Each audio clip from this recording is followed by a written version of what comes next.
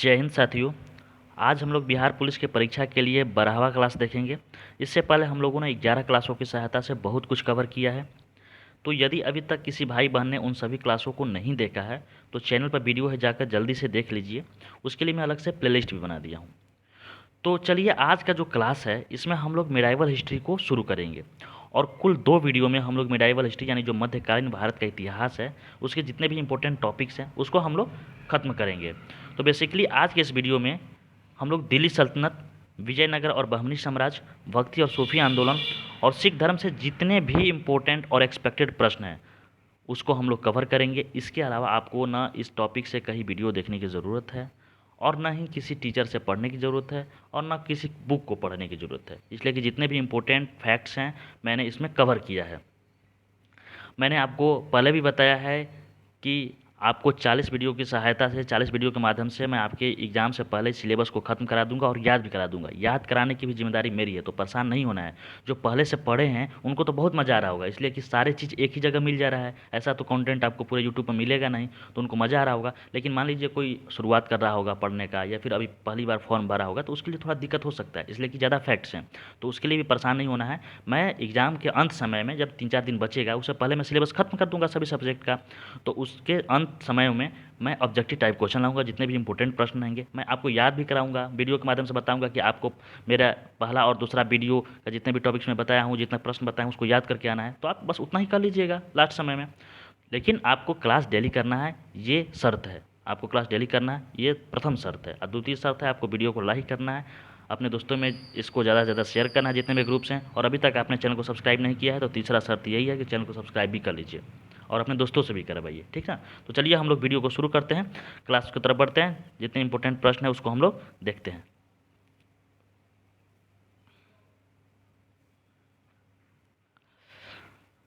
चलिए, पहला प्रश्न है, भारत पर प्रथम सफल मुस्लिम आक्रमण किसने किया था? तो बाबू, जो भारत पर प्रथम सफल मुस्लिम आक्रमण है वो मोहम्मद बिन कासिम ने किया था 712 ईस्वी में। और किसके खिलाफ किया था? राजा दाहिर के खिलाफ। इसलिए इसको राजाओर का युद्ध या फिर ब्राह्मणवाद का युद्ध भी बोलते हैं, ठीक ना।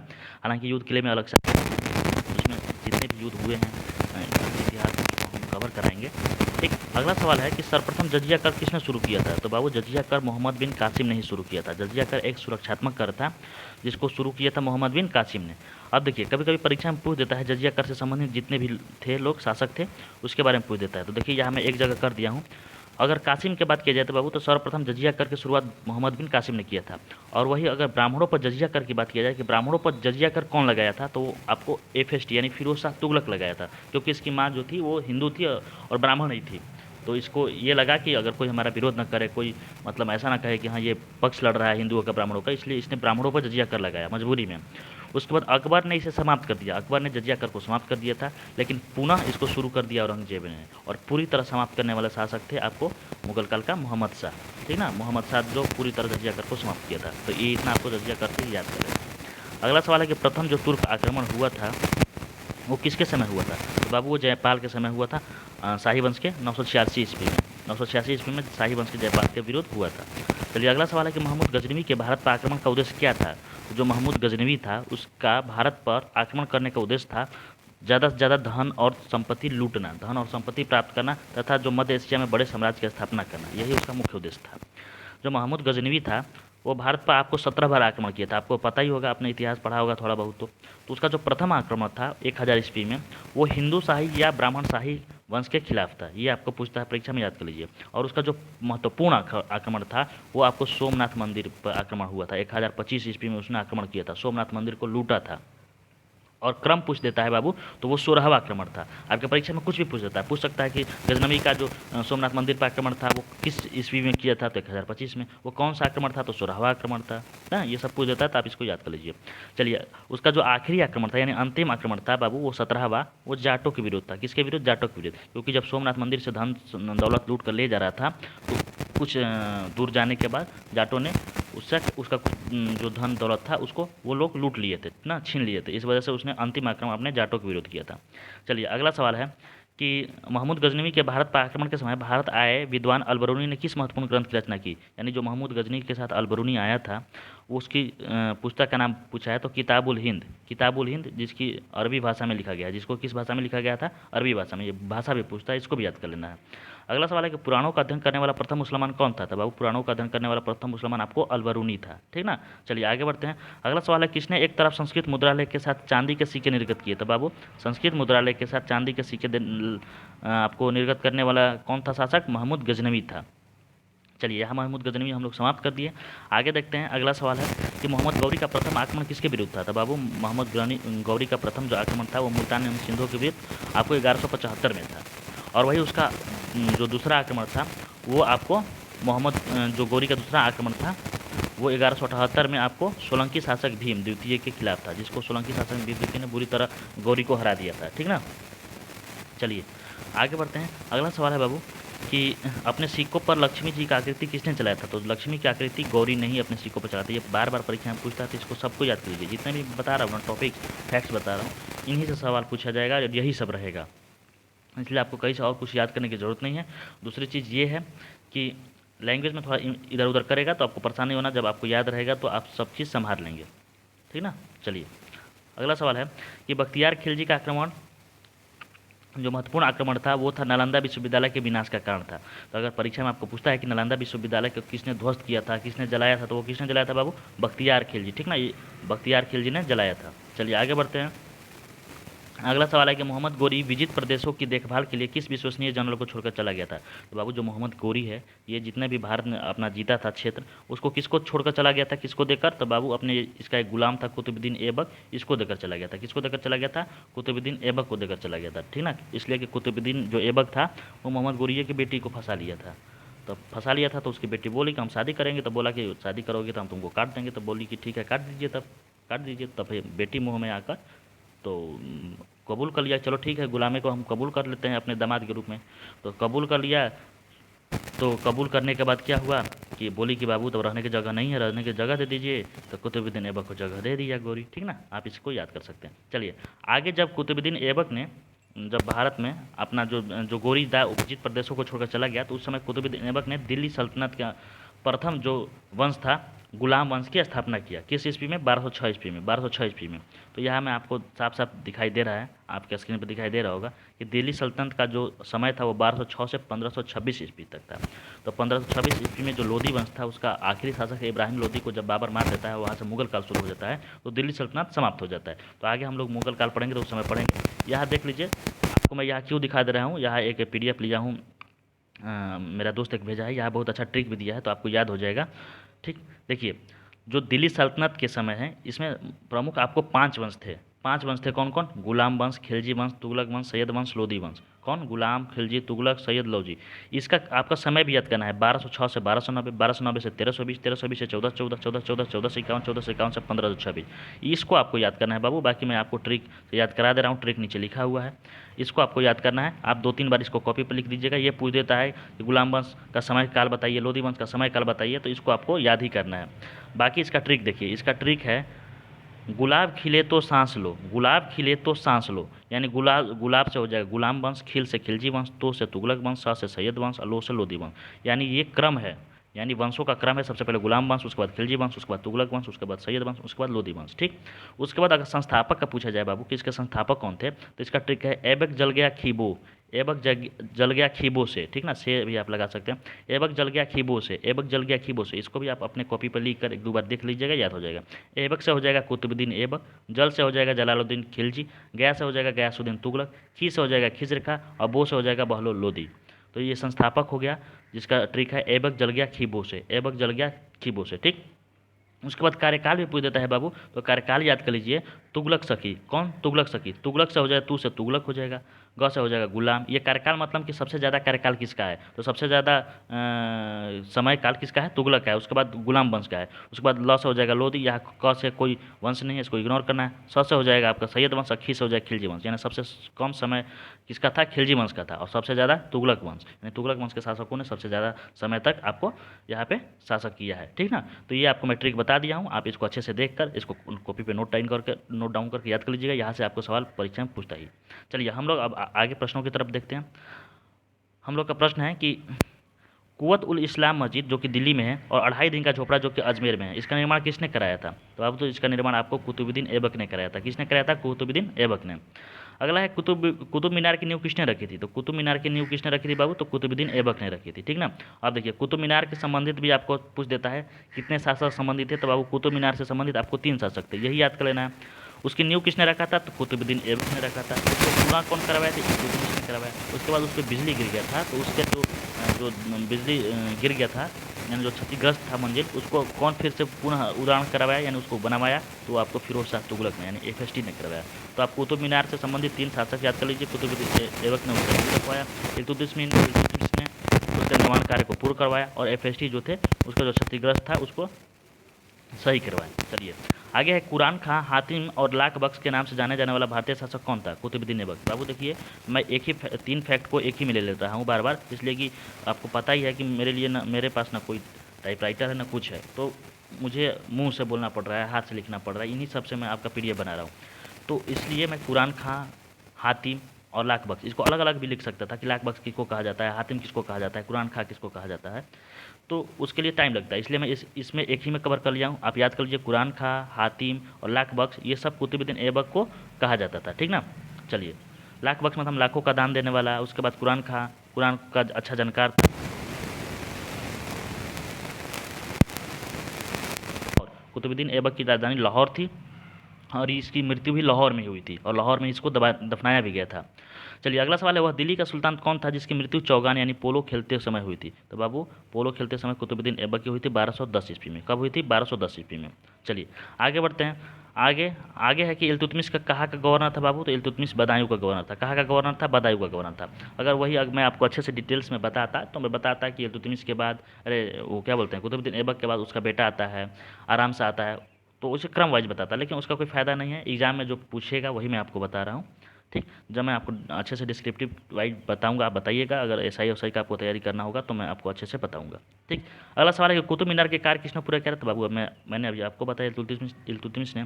किसने इक्तदारी प्रथा चलाई थी? तो बाबू इक्तदारी प्रथा किसने चलाई थी? तो इल्तुतमिश ने चलाई थी। किसने चलाई थी? इल्तुतमिश।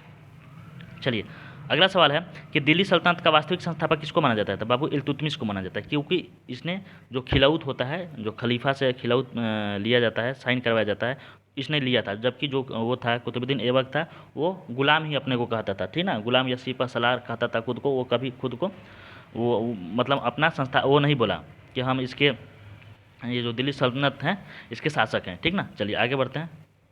अगला सवाल है, दिल्ली को राजधानी किसने बनाया था? दिल्ली को बाबू राजधानी किसने बनाया था? इल्तुतमिश ने बनाया था, इल्तुतमिश ने, ठीक। बगदाद के खलीफा से सुल्तान की उपाधि प्राप्त करने वाला प्रथम शासक, देखिए मैं अभी आपको बताया हूँ, जो बगदाद के खलीफा थे वो सुल्तान की उपाधि प्राप्त किया था इल्तुतमिश, इसलिए इसको वास्तविक संस्थापक बोला जाता है, यानी खिलाउत पर साइन करवाया था। अब बाकी जो कुतुबुद्दीन ऐबक था उसने ऐसा नहीं किया, इसलिए उसको वास्तविक संस्थापक नहीं बोलते हैं, ठीक ना। चलिए अगला सवाल है कि दिल्ली के किस शासक ने मंगोल आक्रमणकारी चंगेज़ खान के हमले को टाला था? तो बाबू वो इल्तुतमिश था। उसने जब मंगोल जो चंगेज़ खान था वो जियाउद्दीन मारबरनी के को मारने के लिए दिल्ली सल्तनत पे आया था, तो जियाउद्दीन मारबरनी इल्तुतमिश के शरण में गया था, जगह पे गया, घर पे इसके गया था, लेकिन इसको मना कर दिया था कि नहीं भैया चंगेज़ खान बहुत बदमाश है, हम आपको नहीं रखेंगे, आपको शरण नहीं देंगे, ठीक ना। तो वहाँ से जो मंगोल आक्रमण था उसको टाल दिया था। और कभी कभी परीक्षा में पूछ देता है कि मंगोल जो आक्रमणकारी था चंगेज़ खान बहुत क्रूर था, इसका मूल नाम क्या है? तो इसका जो मूल नाम है वो तेमुचिन था, याद कर लीजिए तेमुचिन, ठीक। चलिए आगे बढ़ते हैं। अगला सवाल है कि सल्तनत काल के सिक्के जो कि चांदी का टांका था और तांबे का जीतल था, ये किसके शासनकाल में चलाए गए थे? तो बाबू इल्तुतमिश ने ये सब चलाया था, ठीक। 40 गुलामों का संगठन किसने बनाया था? तो इल्तुतमिश ने ही बनाया था।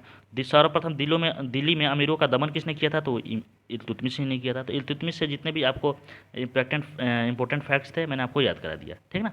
चलिए आगे बढ़ते हैं। फैक्ट्स बहुत ज़्यादा है, टॉपिक्स भी बहुत ज़्यादा है, इसलिए मैं थोड़ा सा आपको जल्दी जल्दी बता रहा हूँ, ठीक ना। आई होप आप समझ रहे होंगे, नॉर्मल स्पीड में देखिएगा तो जल्दी जल्दी नहीं लगेगा। अगला सवाल है, रजिया सुल्तान किसकी बेटी है बाबू? तो रजिया सुल्तान आपको बेटी है इल्तुतमिश की बेटी है, ठीक ना। उत्तरी भारत की प्रथम मुस्लिम महिला शासक या दिल्ली पर राज करने वाली प्रथम महिला शासक कौन थी? तो बाबू तो रजिया सुल्तान ही थी, ठीक ना। अगला सवाल है, रजिया सुल्तान की हत्या कहाँ की गई थी? तो जो रजिया सुल्तान है इसकी हत्या कैथल में की गई थी, डाकुओं द्वारा कैथल में की गई थी, ठीक ना। और इसके तुर्क जो थे वो विरोधी थे, बार बार पूछता है कि इसके विरोधी कौन थे? तो तुर्क लोग थे, ठीक। चलिए क्योंकि ये जो अपना जो घुड़सवार का जो प्रधान था, ठीक, उसको ये बना दी थी मेन प्रमुख बना दी थी, ठीक ना। चलिए वो गैर तुर्क था। चलिए अगला सवाल है, टोपी सीकर जीवन यापन करने वाला दिल्ली का सुल्तान कौन था? तो नसीरुद्दीन महमूद शाह था बाबू, जो कि बलबन का दामाद था। बलबन का दामाद था नसीरुद्दीन महमूद शाह। इसको मितवई या कंजूस आपको शासक भी बोलते हैं। कंजूस सुल्तान किसको बोलते हैं? तो नसीरुद्दीन महमूद शाह, ठीक, जो कि टोपी सीकर जीवन यापन करता था। चलिए अगला सवाल है, दिल्ली के सुल्तान बलबन जो उसका पूरा नाम क्या था बाबू? तो बलबन का पूरा नाम आपको गयासुद्दीन बलबन था। बलबन से ज़्यादा सवाल पूछता है तो मैं आपको यहाँ से बहुत ज़्यादा सारा फैक्ट्स लिया हूँ बलबन से, उसको याद करना है। चलिए अगला सवाल है कि उल्लू खां की उपाधि किसे मिली थी? तो बाबू बलबन को मिली थी। किसको मिली थी? बलबन को। और ये उपाधि आपको इसी के दामाद जो थे नसीरुद्दीन महमूद शाह, इसी ने दिया था, ठीक ना। अगला सवाल है कि लौह एवं रक्त नीति किससे संबंधित है? तो बाबू बलबन से। बलबन ने लौह एवं रक्त नीति चलाई थी। तुर्कान ए चिलगामी की समाप्ति किसने किया था बाबू? तो बलबन ने। मैंने आपको आगे बताया 40 जो गुलाम सरदारों का संगठन था उसको तुर्कान ए चिलगामी कहा जाता था। उसको शुरू कौन किया था? इल्तुतमिश। लेकिन उसको समाप्त किसने किया था? बलबन ने, ठीक ना। दिल्ली के किस सुल्तान द्वारा नवरोज त्यौहार यानी जो कि पारसी त्यौहार था इसको शुरू किया गया था? तो बाबू वो कौन किया था? बलबन ने। कभी कभी परीक्षा में पूछ देता है कि नवरोज त्यौहार किस धर्म से संबंधित है? तो पारसी धर्म से, ठीक ना। चलिए अगला सवाल है कि सिजदा एवं पैबोस प्रथा, सिजदा एवं पैबोस प्रथा की शुरुआत किसने किया था? तो बाबू वो बलबन ने ही किया था, ठीक। चलिए अगला सवाल है, दीवान ए अर्ज नामक सैन्य विभाग किसने शुरू किया था? तो बलबन ने शुरू किया था। किसने शुरू किया था? तो वो बलबन ने शुरू किया था। चलिए आगे बढ़ते हैं। अगला सवाल है कि राजस्व का दैवीय सिद्धांत या राजत्व सिद्धांत के तहत खुद को ईश्वर का दूत कहा जाने वाला दिल्ली सल्तनत का वह कौन सा शासक था? तो बाबू दिल्ली सल्तनत का आपको गयासुद्दीन बलबन था, जो कि दैवीय सिद्धांत राजत्व सिद्धांत के तहत खुद को ईश्वर का दूत मानता था, ठीक ना, ईश्वर को दूत मानता था। जिले इलाही तथा नियामत ए खुदाई की उपाधि किसने धारण किया था बाबू? तो बलबन ने किया था, ठीक ना। नियामत ए खुदाई यानी कहा था कि खुदा के बाद मैं ही हूँ, मुझे ही खुदा ने भेजा है, तो इसलिए उसको जिले इलाही यानी अल्लाह के बाद और नियामत ए खुदाई की उपाधि इसको धारण मिला था, मैंने इसको मिला था, ठीक। चलिए आगे बढ़ते हैं। अगला सवाल है कि किस शासक खिलजी शासक ने दिल्ली के राज सिंहासन पर बैठने के लिए अपने ससुर की हत्या करवा दी थी? तो बाबू किसने करवाई थी? तो अलाउद्दीन खिलजी ने अपनी ससुर को हत्या कर, और चाचा उसके चाचा भी थे और ससुर भी थे, तो उसकी हत्या इसने कर दी थी, ठीक। अगला सवाल है, अली तथा गुरसास्प किसका बचपन का नाम था? तो अली और गुरसास्प आपको अलाउद्दीन खिलजी का बचपन का नाम था, ठीक। चलिए आगे बढ़ते हैं। अगला सवाल है, किसके शासनकाल में सबसे अधिक मंगोल आक्रमण हुआ था? सबसे अधिक मंगोल आक्रमण आपको बाबू अलाउद्दीन खिलजी के शासनकाल में हुआ था। अगला सवाल है कि भारतीय इतिहास में बाजार नियमों या मूल्य नियंत्रण पद्धति की शुरुआत किसने की थी? तो बाबू बाजार नियंत्रण पद्धति की शुरुआत आपको अलाउद्दीन खिलजी ही ने की थी। किसने किया था? अलाउद्दीन खिलजी ने किया था। चलिए अगला सवाल है कि दिल्ली सल्तनत का वह प्रथम सुल्तान कौन था जिसने अस्थायी सेना रखी थी? तो बाबू इसने एकता व्यवस्था को समाप्त कर यहाँ पर अस्थायी सेना रखी थी, अलाउद्दीन खिलजी ने, ठीक ना। चलिए अगला सवाल है कि सैनिकों को हुलिया और घोड़े दागने की प्रथा किसके समय शुरू हुई थी? तो बाबू सैनिकों को हुलिया और घोड़े को दागने की प्रथा शुरू हुआ था आपको अलाउद्दीन खिलजी के समय, यानी अलाउद्दीन खिलजी ने शुरू किया था। अगला सवाल है कि अलाउद्दीन खिलजी के आक्रमण के समय देवगिरी का शासक कौन था? तो ये बार बार प्रश्न पूछता है बाबू, तो वो था रामचंद्र देव। कौन था देवगिरी का? रामचंद्र देव। चलिए अगला सवाल है, राजत्व प्राप्त किया तो वह शरीयत के नियमों और आदेशों से पूर्णतः स्वतंत्र था। बर्नी ने यह कथन किस सुल्तान के लिए कहा है? तो बाबू वो जो शरीयत का नियम था उसके लिए वो पूर्णतः स्वतंत्र था, वो नहीं मानता था, ठीक ना, वो अलग धर्म भी बनाना चाहता था। तो ये बात आपको अलाउद्दीन खिलजी के बारे में आपको बर्नी ने कहा है, ठीक, जियाउद्दीन मारबर्नी ने कहा है। अगला सवाल है कि अलाई दरवाजा और सीरी का किला का निर्माण किसने कराया था बाबू? तो अलाउद्दीन खिलजी कराया था। पूछता है अलाई दरवाजा, सीरी का किली, हजार खंबा का महल, तो ये सब किसने कराया था? अलाउद्दीन खिलजी ने इसका निर्माण करवाया था। चलिए आगे बढ़ते हैं। अलाउद्दीन खिलजी के प्रसिद्ध सेनापतियों में से किसकी मंगोलों के विरुद्ध लड़ते हुए मृत्यु हो गई थी? तो बाबू जफर खान। इसके 4 सेनापति थे, उसमें एक जफर खान था जिसकी मृत्यु जो हो गई मंगोलों के विरुद्ध लड़ते समय हो गई थी। अगला सवाल है, अलाउद्दीन खिलजी ने दक्षिण अभियान के लिए किसको भेजा था? तो बाबू दक्षिण अभियान के लिए अलाउद्दीन खिलजी ने मलिक काफूर को भेजा था, ठीक ना। ये प्रश्न आपको बार बार पूछता है कि वह कौन सा क्षेत्र है जिसमें मलिक काफूर चाह कर भी नहीं जीत पाया था? तो बाबू मलिक काफूर जो द्वार समुद्रम था, होयसल की राजधानी, आपको पता ही, मैंने बताया था एंशिएंट हिस्ट्री की वीडियो में, तो उसको ये चाह कर भी नहीं जीत पाया था। चलिए आगे बढ़ते हैं। अगला सवाल है, कौन सा सुल्तान नया धर्म चलाना चाहता था किंतु उलेमाओं ने विरोध किया? तो उलेमाओं ने विरोध किया अलाउद्दीन खिलजी का, ये नया धर्म चलाना चाहता था, ठीक ना। चलिए आगे बढ़ते हैं। प्रसिद्ध कवि अमीर खुसरो जो कि पटियाली के रहने वाले, ठीक ना, ये परीक्षा में पूछता है, पटियाला और पटियाली दे देगा ऑप्शन में, पटियाली के रहने वाले थे। ये किसके दरबार में थे? तो ये बाबू अलाउद्दीन खिलजी के दरबार में थे। चलिए अगला सवाल है कि नई फारसी काव्य शैली सबय के हिंदी अथवा हिंदुस्तान शैली के जन्मदाता कौन थे? तो बाबू वो थे आपको अमीर खुसरो। तुगलकनामा के रचनाकार कौन थे? तो बाबू अमीर खुसरो थे।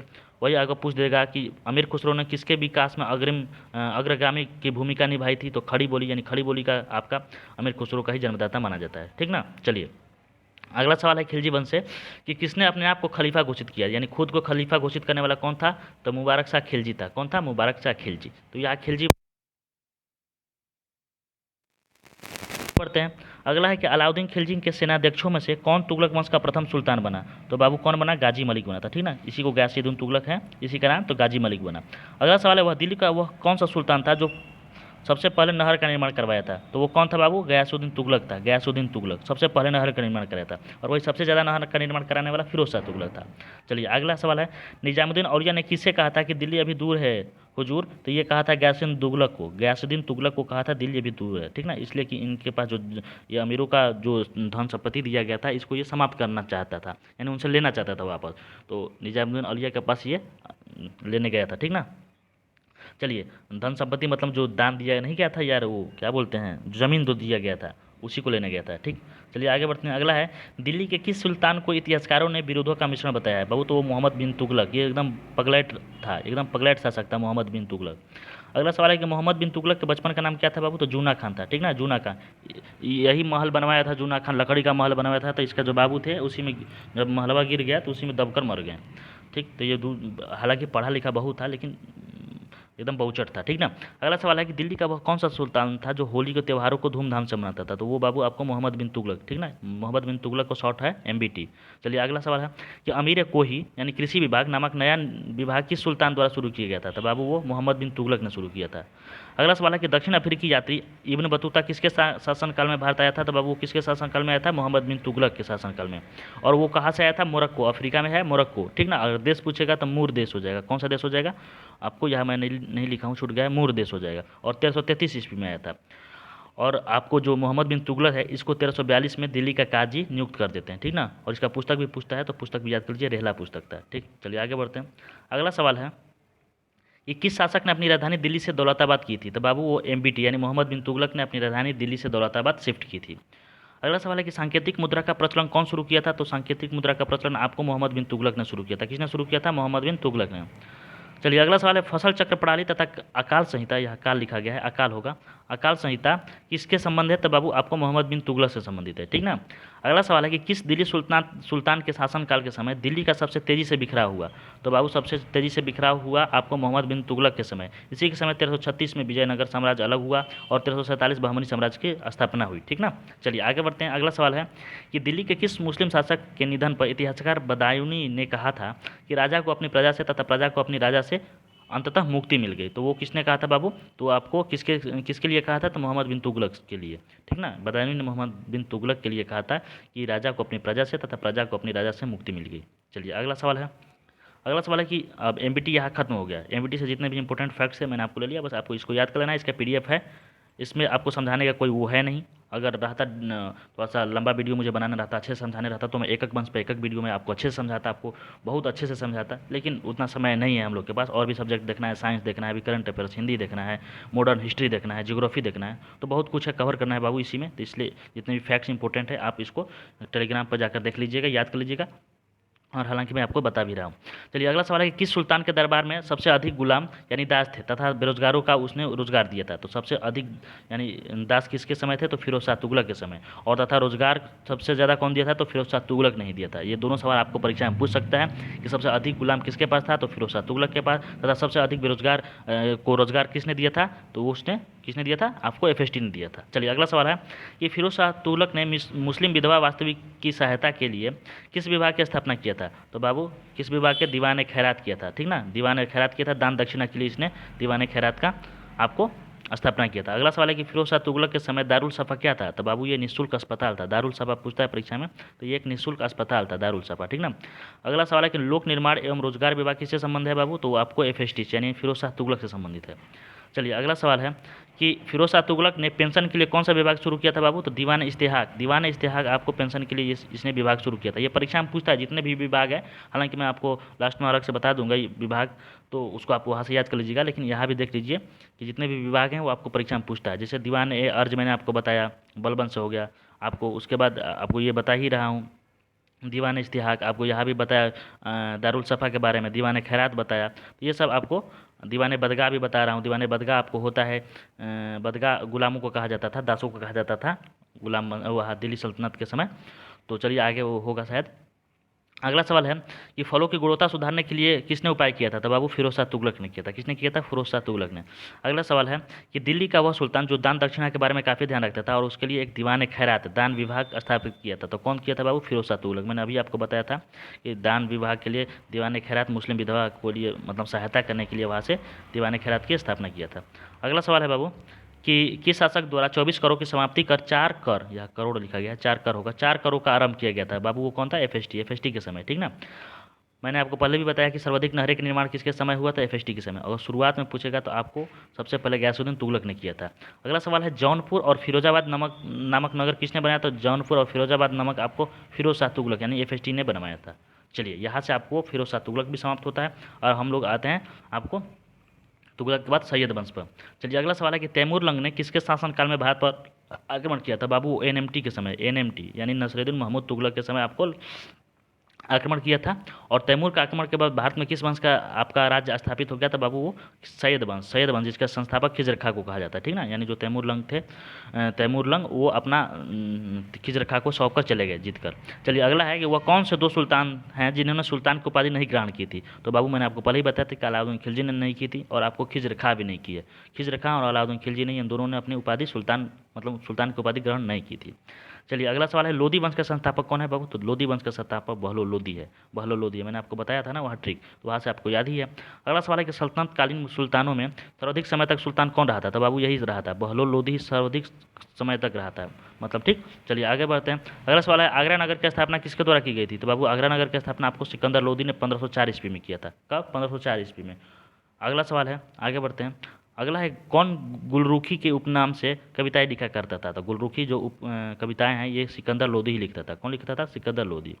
और लोधी वंश का अंतिम शासक बाबू तो इब्राहिम लोधी था। इब्राहिम लोधी वो लोधी वंश का अंतिम शासक था जिसको कि बाबर ने मारकर आपको यहाँ पे मुगल साम्राज्य की स्थापना किया था। चलिए, दिल्ली सल्तनत का ये आखिरी सवाल है शायद। खतौली का युद्ध किसके बीच हुआ था बाबू? तो इब्राहिम लोधी और राणा सांगा के बीच 1518 ईस्वी में हुआ था। कब? 1518 ईस्वी में। नहीं, दिल्ली सल्तनत से अन्य कुछ फैक्ट्स हैं उसको भी देख लेते हैं। दिल्ली सल्तनत की दरबारी भाषा कौन थी? तो बाबू फारसी थी। सल्तनत काल में भू राजस्व का जो सर्वोत्तम ग्रामीण अधिकारी था उसको चौधरी बोला जाता था। तबकाते नासरी के लेखक कौन है बाबू? तबकाते नासरी के लेखक मिनहाज उस सिराज हैं। किस संगीतवाद को हिंदू मुस्लिम गान वाद्यों का सर्वश्रेष्ठ मिश्रण बताया गया है? तो बाबू सितार हो गया। और सल्तनत काल में गुलामों को क्या कहा जाता था बाबू? तो आपको बदगा कहा जाता था, मैंने आपको अभी बताया, ठीक है। चलिए, अब हम लोग संगम वंश की तरफ देखते हैं। संगम वंश में जैसे विजयनगर साम्राज्य हो गया, विजयनगर साम्राज्य और बहमनी साम्राज्य को हम लोग मेनली देखते हैं। चलिए आगे बढ़ते हैं। पहला सवाल है, इसको जल्दी निपटाते हैं, यहाँ से आपको प्रश्न 1-2 पूछेगा। बाकी दिल्ली सल्तनत मैंने आपको अच्छे से समझाया। दिल्ली सल्तनत से आपको प्रश्न पूछे जाने की ज़्यादा संभावना है। उसके बाद हम लोग का अभी स्लाइड बहुत बड़ा है तो अभी आपको हार नहीं मानना है, अभी वीडियो को आप लोग को देखना है। चलिए, अगला सवाल है कि संगम वंश के संस्थापक बाबू कौन थे? तो संगम वंश के आपको संस्थापक थे हरिहर एवं बुक्का। वेद प्रतिष्ठापन की उपाधि किसको मिली थी बाबू? तो बुक्का प्रथम को मिली थी। गजबेटकर किसको कहा जाता है? यानी गजबेटकर, गज मतलब हाथी होता है, यानी गजबेटकर किसको कहा जाता है? तो बाबू देवराय द्वितीय को कहा जाता है। पौर्ण देवराय किसे कहा जाता है? मल्लिकार्जुन को कहा जाता है। ये देखिए, ये फैक्ट है, इसको तो आपको याद ही करना है। इसमें मैं आपको क्या कर सकता हूँ, इसको आपको याद ही करना है। तो ज़्यादा इसको आप धीरे धीरे पढ़ने से कोई फ़ायदा है आपका टाइम वेस्ट करने से? हाँ, जितना समय बचा है वो उसमें आपको 2 बार 3 बार देखकर वीडियो याद कर लीजिए। हालांकि मैं याद भी कराने वाला हूँ, मैंने आपको बताया ही था। चलिए, अगला सवाल है आंध्र भोज एवं अभिनव भोज की उपाधि किसको दी गई थी? तो बाबू कृष्णदेवराय को दी गई थी। किसको? कृष्णदेवराय को। अगला सवाल है कि तेलुगु भाषा के अष्टदिग्गज, जिसे अष्टदिग्गज कहा जाता है यानी 8 दिग्गज, किसके समय थे? तो कृष्णदेवराय के समय थे, जिसमें प्रमुख आपको तेनालीराम थे। कौन थे? तेनालीराम, ठीक ना। अगला सवाल है कि पांडुरंग महामात्र की रचना किसने की थी बाबू? तो तेनालीराम ने की थी। महामात्र की रचना किसने की थी? तेनालीराम। अगला सवाल है कि कृष्णदेवराय किसके समकालीन थे? तो बाबू वो बाबर के समकालीन थे। बाबर ने इनको बारे में बहुत अच्छा बात बताया है कि बहुत अच्छे शासक थे और बड़ियार थे, मजबूत थे। अपने जो उसका वो था, क्या बोलते हैं, जीवनी था, बाबरनामा, उसमें बताया, ठीक ना। चलिए, अगला सवाल है तालीकोटा का युद्ध कब लड़ा गया था बाबू? तालीकोटा का युद्ध आपको 1565 ईस्वी में लड़ा गया था। ये परीक्षा में पूछता है, इसको याद कर लीजिएगा, ठीक। अगला सवाल है विजयनगर साम्राज्य के समय सैनिकों को जो भूमि दी जाती थी वह क्या कहलाता था? तो वो भूमि आपको अमर भूमि कहलाती थी। क्या कहलाती थी? अमर भूमि। आपको कभी कभी परीक्षा में पूछ देता है विजयनगर साम्राज्य से कि इसकी राजधानी कहाँ थी? हम्पी थी। भाषा तेलुगु भाषा थी। मुद्रा पैगोडा था। नदी तुंगभद्रा नदी के किनारे थी, ठीक। उसके बाद हम लोग बहमनी साम्राज्य की तरफ देखते हैं बाबू। तो बहमनी साम्राज्य के संस्थापक थे हसन गंगू। बहमनी साम्राज्य की राजधानी थी गुलबर्गा। इसका मुद्रा हुण मुद्रा, भाषा मराठी, ये भी आप लोग देख लीजिएगा। चलिए, इससे ज़्यादा आपको बहमनी साम्राज्य से नहीं पूछेगा। अन्य तथ्य में देख लेते हैं बाबू। अन्य तथ्य जो है, ये कश्मीर का अकबर किसे कहा जाता है, तो जैनुल आबदीन को कहा जाता है। जैनुल आबाउद्दीन को कहा जाता है कश्मीर का अकबर। वही भारत का सिराज किसे कहा जाता है बाबू, तो इब्राहिम शाह को। भारत का सिराज किस शासक को कहा जाता है, इब्राहिम शाह को। आपको परीक्षा में पूछता है कि अटाला देवी मस्जिद और झंझरी मस्जिद का निर्माण किसके समय हुआ था, तो अटाला देवी मस्जिद और झंझरी मंदिर का निर्माण, मस्जिद का निर्माण आपको इब्राहिम शाह के समय हुआ था, ठीक ना, इब्राहिम शाह के समय हुआ था। ठीक, ये जो इंपॉर्टेंट फैक्ट्स है मैंने आपको बताया। अब चलिए हम लोग आपको सिख सिख धर्म के इंपॉर्टेंट फैक्ट्स को देखते हैं। गुरु नानक का जन्म कब हुआ था बाबू, गुरु नानक का जन्म आपको 1469 में हुआ था, पाकिस्तान के तलवंडी या इसको नानकाना और तलवंडी में हुआ था, ठीक ना। चलिए, ये सिख धर्म के संस्थापक थे, यानी जो प्रथम गुरु हैं ये आपको यही थे। अगला सवाल है कि किस गुरु ने गुरुमुखी लिपि की शुरुआत की थी, तो बाबू वो किए थे दूसरे गुरु, यानी सिख धर्म के दूसरे गुरु गुरु अंगद देव ने गुरुमुखी लिपि की शुरुआत किया था। अगला सवाल है कि अकबर ने किस सिख गुरु को 500 बीघा जमीन दिया था, तो किसको दिया था, गुरु रामदास को। गुरु रामदास को अकबर ने 500 बीघा जमीन दिया था, ठीक ना, दान में। अगला सवाल है कि गुरु ग्रंथ साहब की रचना किसने की थी बाबू, तो वो 5वें गुरु अर्जुन देव ने, और इसको जहांगीर ने फांसी पर चढ़ाया था, यानी गुरु अर्जुन देव को इनको जहांगीर ने फांसी पर चढ़ा दिया था, ठीक ना। चलिए अगला सवाल है, पूछता है कभी कभी कि किस गुरु को जहांगीर ने फांसी पर चढ़ाया था, तो वो कौन गुरु थे बाबू, गुरु अर्जुन देव। अगला सवाल है कि सबसे अंतिम से गुरु कौन थे, यानी सबसे अंतिम क्रम के गुरु कौन थे, तो बाबू गुरु गोविंद सिंह थे। कौन, गुरु गोविंद सिंह, जिनका जन्म पटना साहिब में 1666 ईस्वी में हुआ। तो इसको आप याद कर लीजिएगा, परीक्षा में पूछता है। अगला सवाल है कि गुरु गोविंद सिंह की हत्या किसने करवाई थी बाबू, तो गुरु गोविंद सिंह की हत्या आपको औरंगजेब ने 1705 ईस्वी में करवाई थी। कब करवाई थी, 1705 ईस्वी में, ठीक ना। चलिए आगे बढ़ते हैं। अब भक्ति आंदोलन के और सूफी आंदोलन के जो इंपॉर्टेंट प्रश्न है उसको देखते हैं। तुलसीदास बाबू किसके समकालीन थे, तो अकबर के समकालीन थे। मीराबाई के पति का नाम क्या था बाबू, तो राजा राजभोज था, भोजराज था, ठीक, इसको याद कर लेना है। अगला है किस सूफी संत का शिष्य अमीर खुसरो था, तो बाबू निजामुद्दीन औलिया को। निजामुद्दीन औलिया का शिष्य जो था वो आपको अमीर खुसरो था, ठीक ना। चलिए अगला सवाल है, भारत में चिश्ती संप्रदाय की स्थापना किसने की थी, तो किसने किया था आपको बाबू, ख्वाजा मोइनुद्दीन चिश्ती ने आपको चिश्ती संप्रदाय की शुरुआत किया था। वही पूछ देता है आपको कि चिश्ती जो संप्रदाय के संस्थापक है यानी मोइनुद्दीन चिश्ती है, इनका गुरु का नाम क्या है, तो उनका गुरु का नाम आपको उस्मान हासनी है। कौन है, उस्मान हासनी। चलिए आगे बढ़ते हैं। अगला सवाल है कि भक्ति आंदोलन को दक्षिण भारत से उत्तर भारत में कौन लाया था, तो वो कौन लाया था बाबू, रामानंद लाए थे, ठीक ना। वही संत कबीर का जन्म कहाँ हुआ था बाबू, तो आपको पता ही वाराणसी में हुआ था। कबीर के गुरु कौन थे बाबू, तो रामानंद थे। कबीर के गुरु कौन थे, रामानंद। और बीजक की रचयिता कौन है, यानी बीजक किसने लिखा है, तो वो लिखा है आपको कबीर ने लिखा है। किसने लिखा है, कबीर ने लिखा है, ठीक। तो आप ये देख लीजिए, ये जितने भी मैं आपको इंपॉर्टेंट फैक्ट्स बताया हूँ इसको आप अच्छे से समझ लीजिएगा। चलिए आगे है, निर्गुण परंपरा के सर्वाधिक प्रसिद्ध व लोकप्रिय संत कौन थे, तो निर्गुण परंपरा के सर्वाधिक लोकप्रिय व प्रसिद्ध व लोकप्रिय संत कौन थे बाबू आपको, तो कबीर और गुरु नानक जी थे। कौन थे, कबीर और गुरु नानक जी। तो यहाँ मैं आपको जितने भी इंपॉर्टेंट प्रश्न था इससे बाहर आपको परीक्षा में लिख कर दे रहा हूँ, नहीं पूछेगा, आप इसको याद कर लीजिएगा। एक बार, दो बार, तीन बार वीडियो देखिएगा, जितना भी मैं वीडियो बता रहा हूँ बस उसी को तो पढ़ना है आपको। उसके अलावा तो मैं कह नहीं रहा हूँ कहीं से पढ़िए आप, कुछ बुक कुछ मत देखिए। पढ़ तो बताया भी रहता है कि उसको अपने बुक से पढ़िए, उसको भी मत पढ़िए। जो पढ़ा रहा हूँ वही आएगा। अब इससे बाहर आपको कहाँ से पूछेगा बताइए, कहीं से नहीं पूछेगा। इसी को पढ़िए, इससे बाहर आपको नहीं पूछेगा। इसके अलावा और है या इसके अलावा, हाँ इसके अलावा आप देख लीजिए। इसके अलावा इसको हम लोग देख लेते हैं, ये छूट जाएगा, इसको भी मैं लिया हूँ। देखिए कुछ सिद्धांत है जिसके प्रवर्तक है, इससे भी प्रश्न पूछता है, तो इसको आप देख लीजिए। शंकराचार्य जो थे वो इनका सिद्धांत याद था अद्वैतवाद सिद्धांत था। विशिष्ट द्वैतवाद के प्रवर्तक कौन थे, तो रामानुजाचार्य। द्वैतवाद का प्रवर्तक हैं मध्वाचार्य। द्वैतवाद के प्रवर्तक हैं निम्बकाचार्य। और शुद्धाद्वैत या पुष्टि मार्ग के प्रवर्तक हैं वल्लभाचार्य। और एक शरण संप्रदाय के आपको हैं प्रवर्तक शंकरदेव। तो इसको आप याद कर लीजिएगा अपने अनुसार ट्रिक से। उसके बाद एक और बच गया, हाँ एक और बच गया, इसको भी हम लोग कवर कर लेते हैं जल्दी से। ये आप स्क्रीनशॉट ले लीजिए या फिर टेलीग्राम पे तो है PDF, वहाँ से देखिए। प्राचीन साहित्य एवं साहित्यकार पूछता है आपको, ये मिलिंद पन्हो किसने लिखा है, तो नागसेन। मालविकाग्नि मित्र मैंने आपको बताया था कालिदास। राजतरंगिणी मैंने बताया था कलहण। गीत गोविंद भी बताया था जयदेव। पंचतंत्र भी बताया था विष्णु शर्मा। सिद्धांत शिरोमणि नहीं बताया था, याद कर लीजिए भास्कराचार्य। और मिताक्षरा मैंने आपको बताया था विज्ञानेश्वर। और मत विलास प्रहसन भी बताया था महेंद्र वर्मन। तो यहाँ से आप इसको याद कर सकते हैं, ठीक। उसके बाद देख लीजिए यहाँ और कुछ है, उसको भी देख लेते हैं बाबू हम लोग। पतंजलि किसने लिखा था, तो महाभाष्य किसने लिखा था, पतंजलि ने। निरुक्त किसने लिखा था, यास्क ने। वर्ती किसने लिखा था, कात्यायन ने। कामसूत्र किसने लिखा था, कात्यायन ने। तो कामसूत्र और पतंजलि मैंने आपको बताया ही है। मेघदूतम बताया ही, कालिदास ने लिखा था। उसके बाद आपको इसमें मृच्छकटिकम याद कर लेना है। मृच्छकटिकम किसकी रचना थी, तो बाबू शूद्रक की। चित्तार्जुनियम मैंने आपको बताया भारवी का। कादम्बरी मैंने आपको बताया था बाणभट्ट का। उसके बाद ये आप इसको लास्ट वाला याद कर लीजिए, बहुत बार पूछता है कन्फ्यूजन के लिए। स्वप्नवासवादातम लास्ट में म जोड़ देगा तो आपको लगेगा ये संस्कृत है तो कालिदास हो जाएगा, नहीं तो इसका आंसर आपको बाबू भास होगा, ठीक ना। आप देख लीजिए, इसमें कंफ्यूज हो जाते हैं लड़के, इसका आंसर क्या होगा, भास, ठीक। तो मैंने आपको 50% यहाँ पे आपको जो है मिडाइवल हिस्ट्री कंप्लीट करा दिया। ये जो लास्ट का है टॉपिक था, ये आपका एंशिएंट से था, जो बच गया था मैंने आपको इसमें कवर करा दिया है। इससे बाहर अगर आपको नहीं पूछेगा, वीडियो ज़्यादा लंबा भी नहीं हुआ, 34-35 मिनट का वीडियो बहुत ज़्यादा लंबा नहीं होता है। इसको आप नॉर्मल स्पीड में देखिएगा, याद कीजिएगा, याद करने की कोशिश कीजिएगा। टेलीग्राम पर PDF है, वहाँ से इसको याद कीजिएगा। इससे बाहर आपको नहीं पूछेगा, ठीक। बाकी मैं याद कराने का भरपूर आपको कोशिश करूँगा। जब मैं 4-5 दिन वीडियो बनाऊँगा तो वहाँ से ऑब्जेक्टिव टाइप की कोशिश करूँगा, कुछ ट्रिक भी मैं अपनाऊँगा। वीडियो बनाने में मेहनत भी लगता है, अपने खुद से मुँह से बोलकर मैं टाइप करता हूँ। कितना हम हाथ से टाइप करेंगे मोबाइल पे, तो मुंह से बोलना पड़ता है। जैसे मान लीजिए इसको लिखना है जजिया कर से संबंधित, तो बोलेंगे जजिया कर से संबंधित, तो कभी जजिया कर के जगह कार हो जाएगा, संबंधित के संबंधित हो जाएगा, तो इसको सुधारना पड़ता है। तो बहुत मेहनत लगता है। एक कुछ क्वेश्चन को, मतलब एक वीडियो के लिए क्वेश्चन बनाने में कम से कम 3 घंटा क्वेश्चन बनाने में लग जाता है। तो आपके लिए जो मेहनत करता है उसके लिए भी आपको फ़र्ज़ बनता है, इसलिए वीडियो को लाइक कर दिया कीजिए। ज़्यादा तो आपके लिए मैं आपसे कहता नहीं हूँ, अपने दोस्तों में ज़्यादा से ज़्यादा शेयर कीजिए और अपने चैनल को सब्सक्राइब कीजिए, ठीक। तो मिलते हैं नेक्स्ट वीडियो में, तब तक के लिए जय हिंद।